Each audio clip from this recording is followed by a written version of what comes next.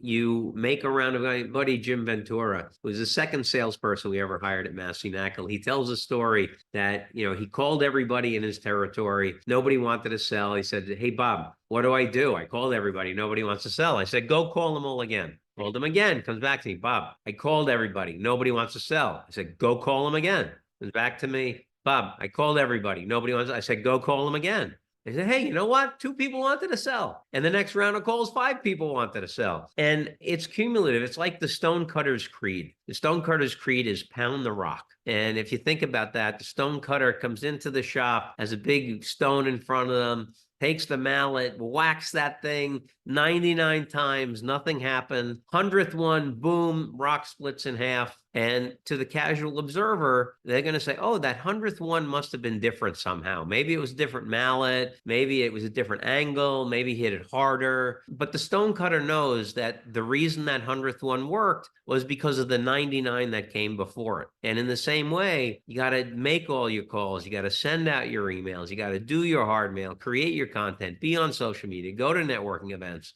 And don't be dissuaded. You went to a networking event, you spent 2 hours, you weren't with your spouse or your friends, you went to the networking event. Don't think you met anybody there.